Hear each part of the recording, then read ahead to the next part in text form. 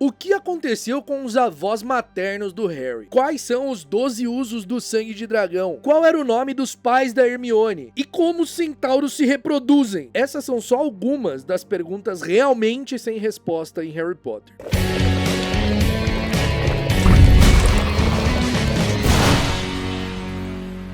Fala aí, bruxões, beleza? Muitas das perguntas feitas sobre Harry Potter que apontam como sem resposta, na verdade tem resposta. As pessoas só não procuraram direito, ou então não souberam onde procurar. Isso porque ou só viram os filmes, ou deixaram alguma coisa passar nos livros, ou então porque não acompanha o universo de Harry Potter de maneira aprofundada, através dos textos que tem no site oficial, de livros extras publicados que são de autoria da J.K. Rowling, ou até nunca viram perguntas que já foram respondidas em entrevistas, em podcasts, enfim. Mas isso não quer dizer que não existam perguntas sem resposta. Elas existem e elas tiram a minha paz. Então hoje nós vamos mergulhar através dessas perguntas sem resposta. Particularmente são perguntas muito minhas, assim, tipo, que eu queria saber a resposta e eu não sei, sabe? E não tem a resposta. Claro, talvez você sinta falta de alguma coisa ou de outra aqui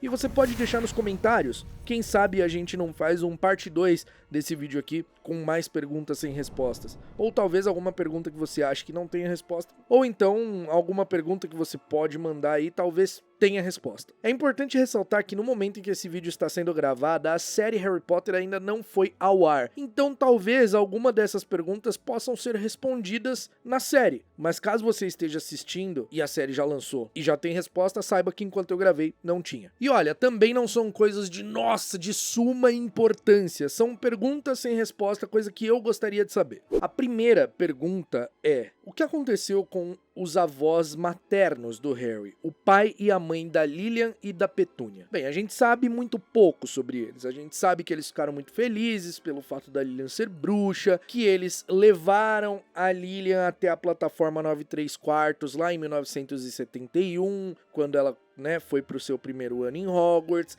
A gente sabe que eles tiveram ali algum contato na vida adulta da Lilian, na vida quase adulta, porque tem aquele encontro da Petúnia e do Walter com o Tiago e com a Lilian, que acontece enquanto a Lilian tava ali no último ano de Hogwarts, e nesse caso eles estão vivos, os pais da Petúnia e da Lilian, só que aí, em um período muito curto de tempo, eles simplesmente morrem. Eles morrem, os dois, o senhor e a senhora Evans, que a gente sequer sabe o nome, que é uma coisa que eu também quero saber, o nome deles. Qual o nome do senhor Evans, qual o nome da senhora Evans? É relevante? Não é relevante, mas eu gostaria de saber. E aí, eu queria saber como eles morreram. Assim, eles morreram de morte natural. É o que nós sabemos. Eles tiveram uma morte natural. Só que, eles morreram em que período? A Lilian já tinha terminado a escola, porque a escola, a Hogwarts acaba ali, os alunos se formam aos 17 anos. Então nós temos 4 anos aí, até a morte da Lilian, aos 21.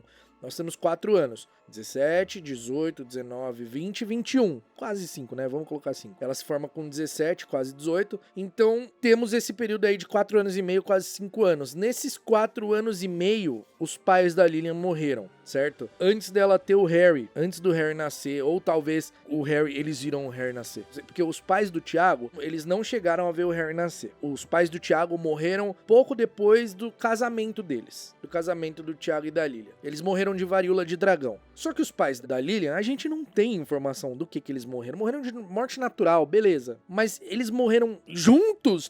Sabe, eu queria entender primeiro do que eles morreram. Beleza, morte natural, assim, morreram de morte natural, ok. Mas foi perto um do outro? Como que isso afetou a Lilian ali? Como que foi? Porque eu fiquei imaginando, no funeral, obviamente, as filhas no funeral, sabe, a Petúnia e a Lilian no funeral dos pais, do pai e da mãe. Eu fico imaginando, aliás, eu queria entender como isso rolou, sabe? Eu queria muito... Você entende? Eu não sei se vocês conseguem entender que, nossa, não é uma coisa indispensável pra história acontecer, mas eu gostaria de saber. Seria legal mergulhar mais nisso, se aprofundar mais nisso. Então, assim, o que aconteceu com eles? É a minha grande pergunta. É que eles morreram, eu sei, mas como foi isso? Em que período foi da história? Em que momento isso aconteceu? Eles chegaram a ver o Harry nascer? Eles chegaram a ver o Duda nascer, sabe? Eles chegaram aí no casamento da Petúnia? com o Walter, tá ligado? Tipo, questões. Outra pergunta pra mim, essa eu já até mencionei em algumas coisas, mas é como o Hagrid chegou lá no casebre? A gente sabe que foi voando, ele fala... voando. O Harry pergunta, como você chegou aqui? Ele, voando, é claro. Só que tem pontos muito específicos quando a gente fala do Hagrid voar. A gente sabe que ele tem a moto, beleza, a moto encantada ali, que era do Sirius e tal, e que ele voa nela, ok. Mas ele não vai de moto até lá. Bom, pelo menos que a gente sabe, ele não vai de moto, porque a moto não tá lá. A moto não tá ali no local. Quando ele e o Harry vão pro Beco Diagonal no dia seguinte, eles usam o barquinho ali e voltam pra costa e simplesmente não tem nada ali pro Hagrid ter vindo voando. Ele não veio voando sozinho, porque ninguém voa sem auxílio de nada, a não ser o Voldemort e o Snape, e no filme Os Comensais da Morte, né, mas ignorem. Nenhuma vassoura suporta o peso do Hagrid, nenhuma criatura suporta o peso do Hagrid, isso é dito nos livros, tá? Agora, se ele chegou voando, eu imagino que ele possa ter chegado ali voando com a moto. E a moto, sei lá, desapareceu, ele fez um feitiço pra moto ser mandada de volta pro local, ele fez um feitiço, lembrando que o Hagrid tinha a magia bem limitada, tá? Por que que isso é uma questão pra mim? Por que que eu me pergunto? O Hagrid tem a magia limitada, porque ele foi expulso, diversos feitiços ele não consegue fazer direito, o próprio feitiço do Duda ali, que ele fica com um rabo de porco, ele queria transformar o Duda inteiro em porco, não só o rabo. Então, a minha questão é, o Hagrid não é excelente em feitiço, ele não consegue fazer muita magia, algumas coisas bem básicas sim. Então, será que ele conseguiria transportar essa moto com feitiço para outro lugar, ou ele encantou a moto para voltar sozinha? Porque eu imagino que ele tenha chegado de moto, entende? Tipo assim, mas ele fala, cheguei voando, mas como? Voando como? Ele não aparatou, porque o Hagrid acho que não aparata, ele não tem informação dele aparatando e desaparatando, porque eles aprendem no 6º ano isso, né, e ele foi expulso no 3º. Enfim, não sei se era uma pergunta que você se fazia, mas eu me faço. Outra pergunta que também vem dessa do Hagrid é como os Dursley voltaram daquele casebre, porque o único barco que tinha, o Hagrid usou com o Harry. Será que os Dursley ficaram ali fazendo sinal, pedindo ajuda, alguma coisa do tipo, pra levarem ele de volta pra costa? Eu acho que isso seria bem plausível, assim, sabe?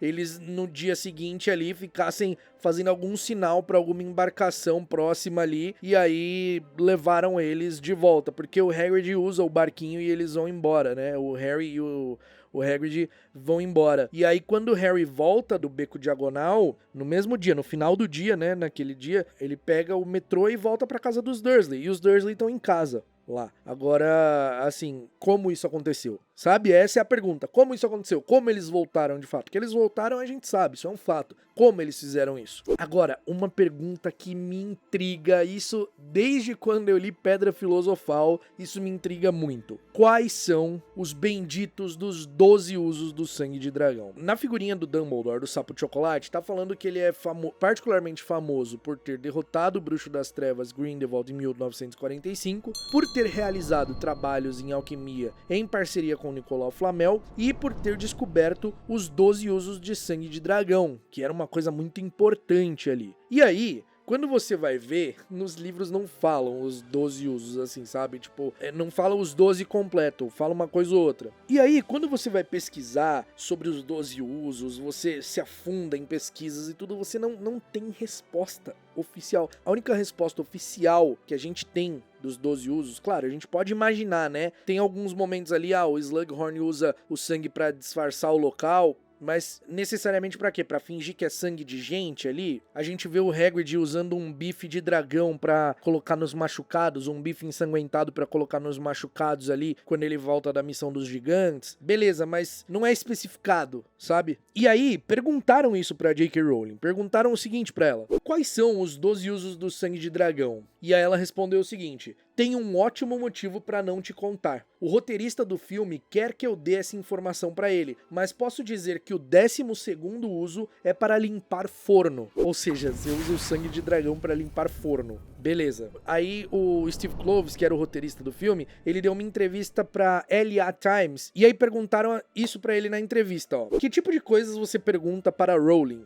E aí ele falou: várias coisas, até mesmo algo bem simples. Uma vez perguntei sobre os 12 usos do sangue de dragão, que são mencionados nos livros. Tem escritores que escrevem 12 usos do sangue de dragão, sem ter a menor ideia do que sejam. Só soa legal. mas eu mandei um e-mail pra ela perguntando, e isso foi há 10 anos. E 25 segundos depois, recebi um e-mail de volta com a lista completa. Ou seja, tem os 12 usos. Tem completo. Conte-me tudo, o entrevistador perguntou. Ela só mencionou o limpador de forno em entrevistas. E aí o Steve Kloves respondeu. E aí ele pegou e falou, um dos usos é o limpador de forno. Outro é tira-manchas. Ou seja, 2 usos. Foi realmente incrível. Na verdade, os livros aí, aqui ele desconversa completamente o Steve Kloves e não responde o resto. Então assim, nós temos limpador de forno, tira-manchas, o Hagrid usando a carne do dragão ali com sangue nos machucados e o Slughorn usando pra disfarçar ali a residência. Ok, temos 2 confirmados, 2 que provavelmente são, mas quais os outros? Quais os outros? Tem mais 8 usos pra gente descobrir. Eu queria saber quais são os usos. Eles usam em poções, beleza? Quais são os outros usos do sangue de dragão?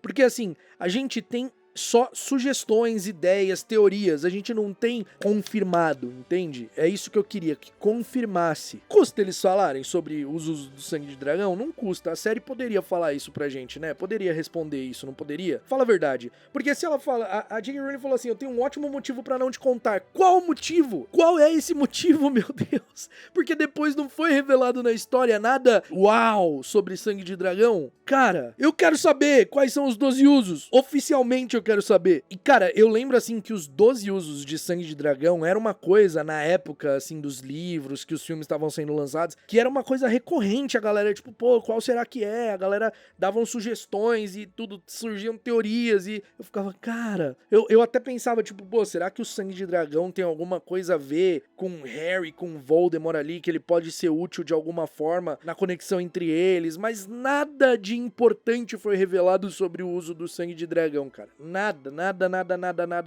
Então assim, revelem, por favor, na série isso, por favor. Outra pergunta sem resposta, e essa daqui eu tenho, assim, muitas esperanças de que na série responda. Qual o nome dos pais da Hermione, sabe? Tipo, qual o nome deles, cara? A gente só sabe que são o senhor e a senhora Granger, que são dentistas. E acabou. A gente só sabe lá em Relíquias da Morte, quando a Hermione altera a memória dos pais, que ela ela faz eles acreditarem que são Mônica e Wendell Wilkins, né? Que são 2 trouxas ali e tal. Mas não é o nome deles de verdade. É o nome só que as pessoas que eles pensam que são. Então, assim, qual é o nome deles, sabe? Tem um rumor aí de que na série o nome da mãe de Hermione será Sarah. Que eles vão dar o nome Sarah pra ela, né? Sarah. Não sei. Será? Sarah?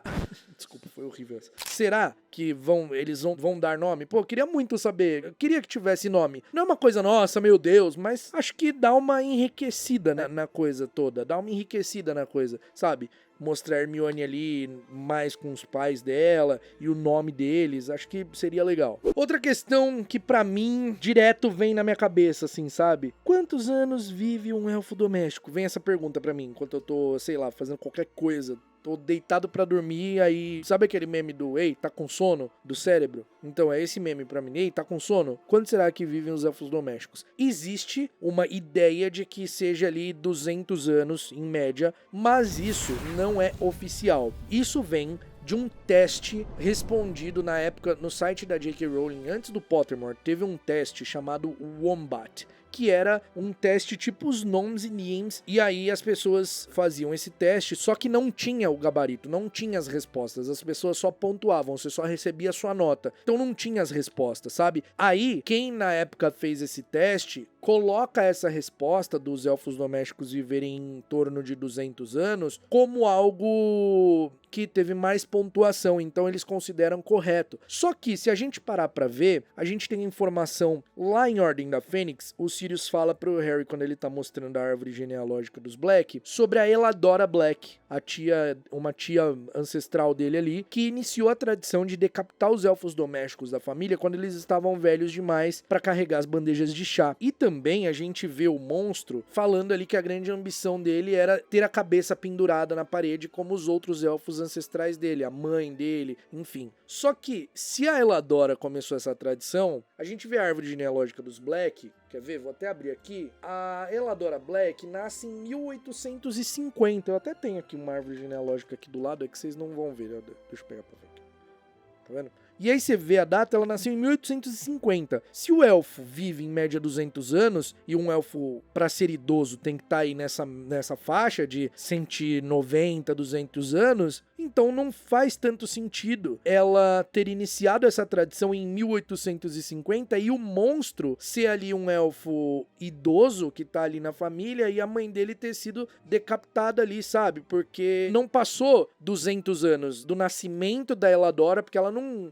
Assim, vamos supor, em 1860 ela tinha 10 anos, em 1870 ela tinha 20 anos. Vamos supor que ela começou essa tradição aí por volta de 1865, mais ou menos, né? Então não bate o lance da família do monstro ter ali várias cabeças ali já, sabe? Porque decapitaram, né? Seguindo essa tradição, sendo que ela nasceu em 1850 e sabe? Não dá tempo e a história se passa... O monstro a gente conhece em 1995. Não dá tempo de ter passado, sabe? O elfo vive 200 anos, quando tá velho, corta a cabeça dele, certo? E tem várias cabeças lá. Então teria que ter passado no mínimo aí uns 400, 600 anos, sabe? E não passou esse tempo. Ah, não ser que, Caco, matou o elfo por outro motivo. Decapitou o elfo por, sei lá, não tava velho. Aí beleza, mas a questão é, a gente não tem a resposta oficial. Quanto vive um elfo doméstico? Queria saber. E outra coisa que eu queria saber sobre elfos. Quem era o pai e a mãe do Dobby?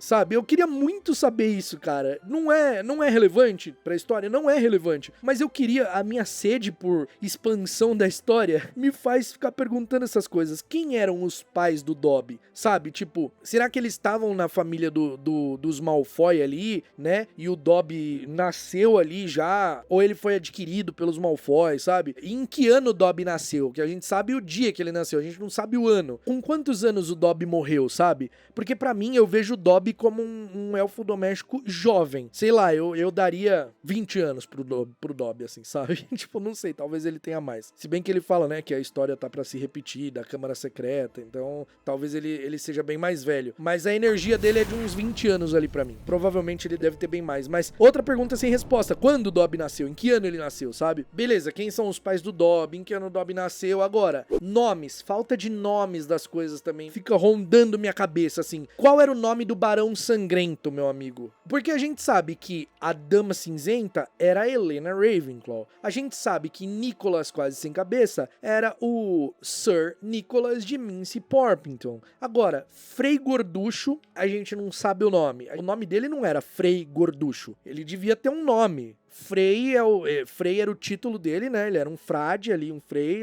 Esse era o título dele. Então, qual que é o nome do Frei Gorducho? Qual que é o nome do Barão Sangrento? Barão também era título, ele era um título dele ali, ele era um barão. Qual era o nome dele, sabe? É isso que eu queria saber. Agora, será que quando a gente tiver lá a história da Helena Ravenclaw sendo contada... Cara, você imaginou o flashback disso? A possibilidade que a gente tem de ver os fundadores nisso, na série? Você já parou pra pensar em quão rica é essa oportunidade? A gente pode ver ali toda a trama, a Helena roubando o diadema, indo esconder, a gente conhecer a Rowena, os outros fundadores. Aí nisso dá pra saber o nome do barão, nesse momento, sabe? Tipo, eu acho que seria muito legal se a gente soubesse. Acho que enriqueceria mais a história. Outra grande pergunta que eu tenho envolvendo o Barão Sangrento. Por que diabos o Pirraça tem tanto medo dele? Já que o Pirraça é um poltergeist, que ele nem é um fantasma, ele é mais do que um fantasma. Ele tem mais poderes que um fantasma. Por que o Pirraça tem medo do fantasma da Sonserina? Por que ele tem medo do Barão Sangrento, cara? Eu queria muito saber por que ele tem medo do Barão Sangrento. Eu não sei, você já se perguntou isso? Você não tem vontade de saber isso? Se você não tinha, agora você tá com vontade de saber? Porque eu tenho vontade de saber. Eu queria saber por que ele tem medo do Barão Sangrento, cara. Essa daqui eu tenho certeza que a maioria de vocês compartilha a vontade de saber, que é o ritual completo pra se fazer o Horcrux. A gente já sabe que parte do ritual é um assassinato.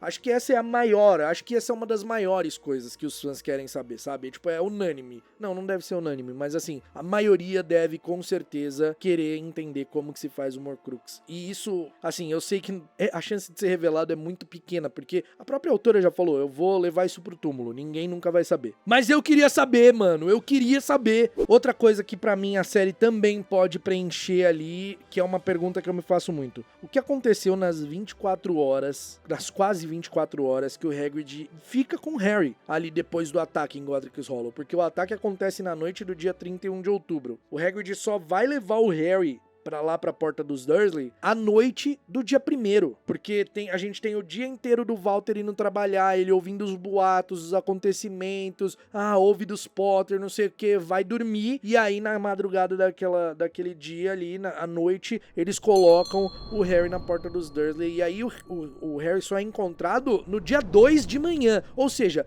o que o Hagrid, e aí é dito que o Hagrid pegou o Harry imediatamente após, assim, logo que aconteceu o ataque, o Hagrid já foi lá pra Godric's Hollow, já pegou o Harry e tirou ele da casa, tanto que ele fala que já tava reunindo trouxas querendo invadir o local, curiosos ali pelo que tinha acontecido. Então, ele pegou o Harry logo. O que ele ficou fazendo nessas 24 horas? Aí, na série, cara, a série podia preencher isso. Talvez isso tenha sido, sei lá, talvez tenha sido só um vacilo da J.K. Rowling ao escrever a história e nem se ligou nisso, porque a gente tem alguns lapsos de tempo aí, alguns errinhos de tempo ao longo da história, de timeline, sabe? Tem, é normal, acontece. Então, assim, mas seria legal se na série eles preenchessem isso, sabia? Tipo, e se for uma ordem do Dumbledore, ele não levar direto o menino pra casa dos Dursley, porque o Dumbledore ainda tinha que investigar algumas coisas e tinha que estender a proteção do feitiço da Lilian, porque ele realmente faz isso, ele estende a proteção do sacrifício da Lilian até a casa dos Dursley e fala na carta pra Petúnia que se ela aceitasse o Harry, ela ia selar esse feitiço. Então, é uma lacuna que pode ser preenchida, sabe?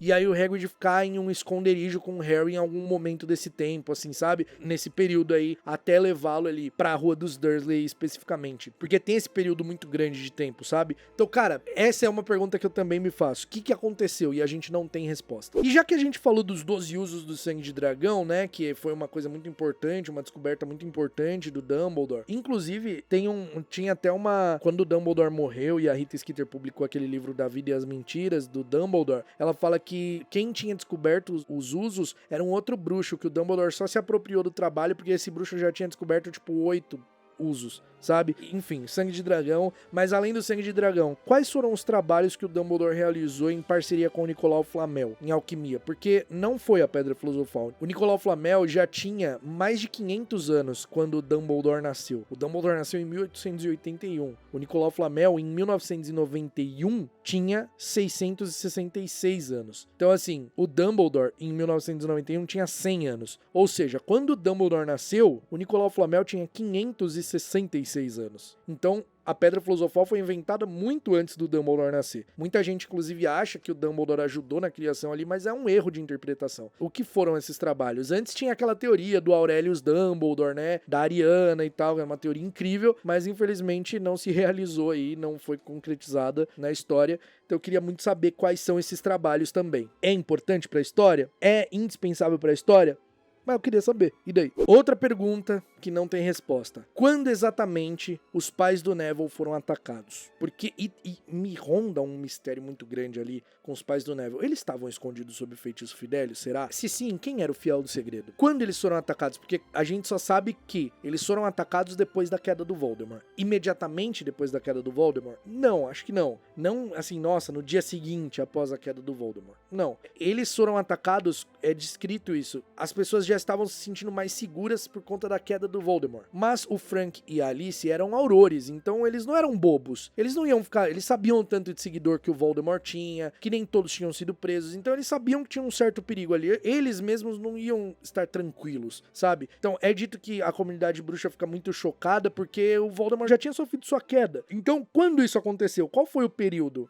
Tipo, foram alguns meses depois, foi um ano depois. O que acontece é que o Ministério da Magia tava ali na caça dos bruxos remanescentes, né? Dos que sobraram, que seguiam o Voldemort. Tanto que tem as prisões lá, tem o Karkaroff delatando a galera. Então, em que momento isso aconteceu? Em que período isso aconteceu? Isso é o que eu queria saber, e eu queria muito que a série mostrasse isso, muito, muito mesmo. Outro ponto, esse daqui, cara, nossa, isso daqui é uma coisa que é boba, mas também me atormenta. Como que o Perebas chegou? Como que o Rabicho chegou nos Weasley? A gente sabe, ele era do Percy, e aí depois que o Percy ganhou uma coruja por ter sido nomeado monitor, o rato vai pro Ron, e fica ali com o Ron até ser revelado que ele era o Rabicho disfarçado e blá, blá, blá. Mas como que ele chegou no Percy? Tipo, isso que eu queria saber, o Percy comprou o rato?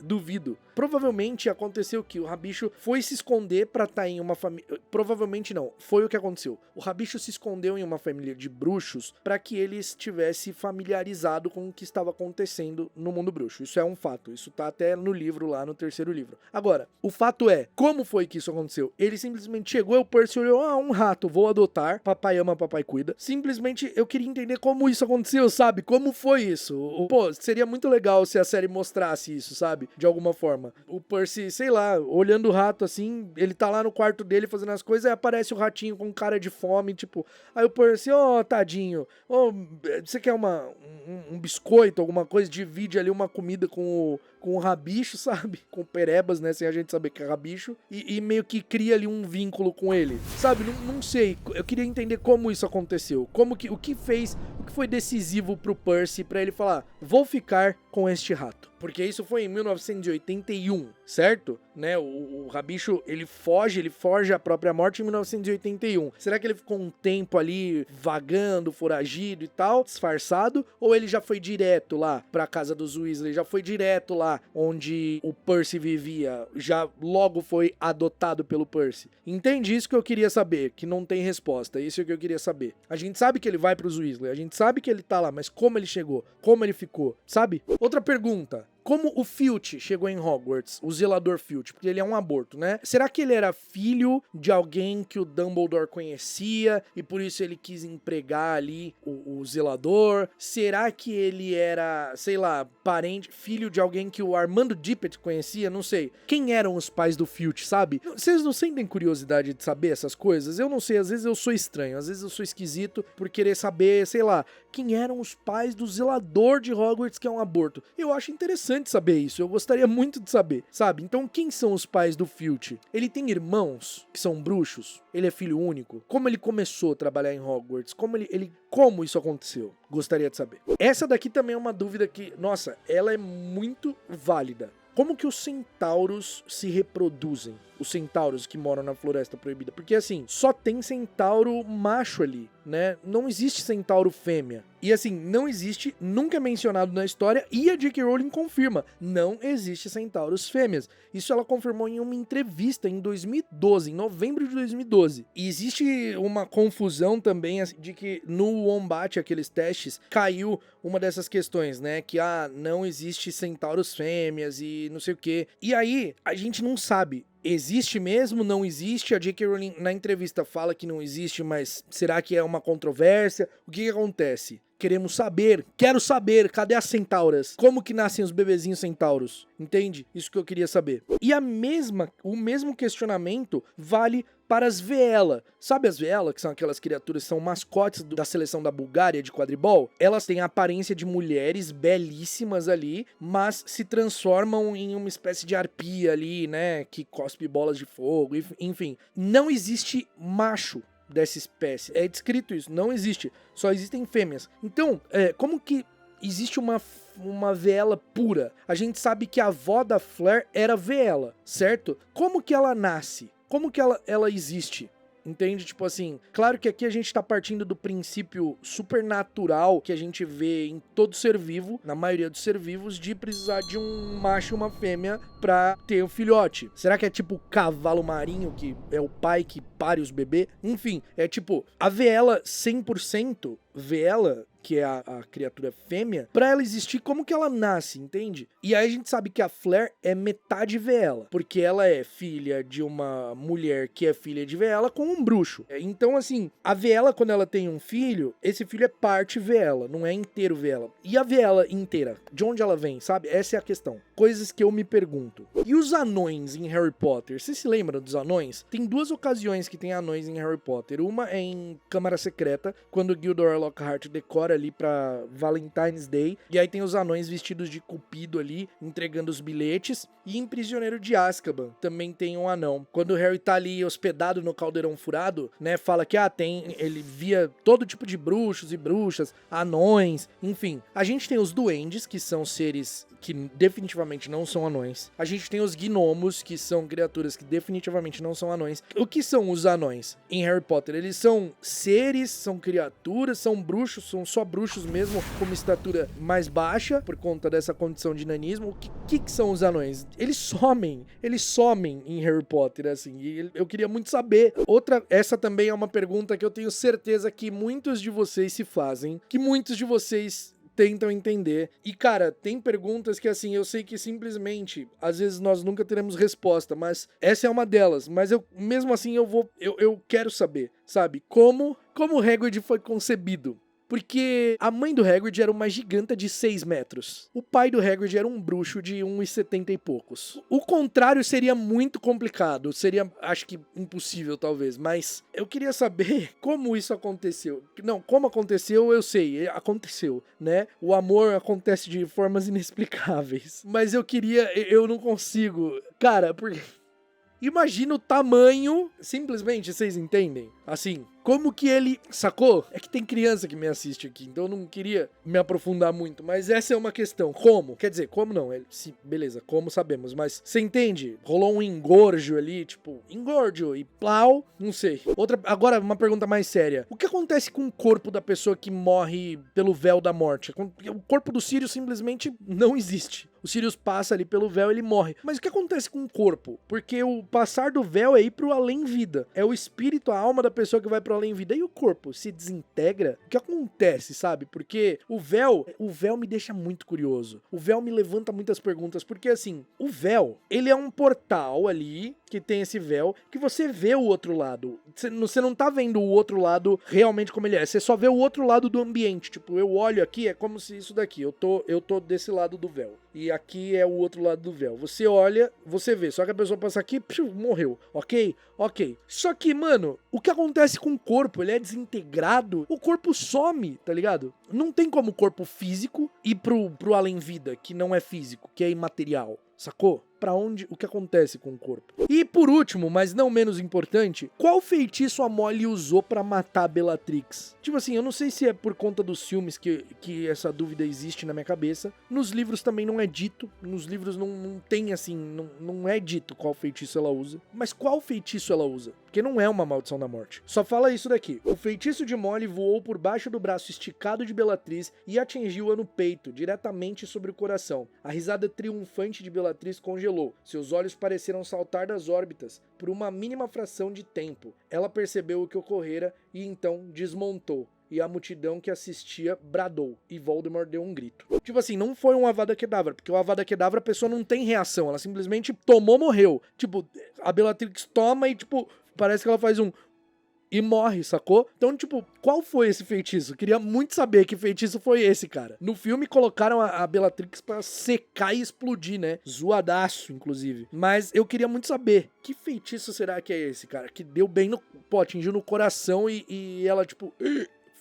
e morreu. Enfim, essas são dúvidas, pelo menos as que vieram na minha mente ali enquanto eu fazia essa lista. Provavelmente tem mais coisa sem resposta que eu não lembrei na hora de colocar, mas me diz você, tem coisas que você tem dúvida e não tem resposta? Você acha que não tem resposta? Você nunca viu resposta? Comenta aqui embaixo e quem sabe eu não faço um parte 2 desse vídeo aqui e quem sabe também na série eles não respondam algumas dessas perguntas, né? Vamos torcer. Depois que a série sair, a gente volta nesse vídeo aqui eu faço uma análise desse vídeo aqui pra ver o que foi respondido e o que não foi. Beleza? A gente se vê no próximo episódio do Caldeirão Furado e até lá, mal feito feito.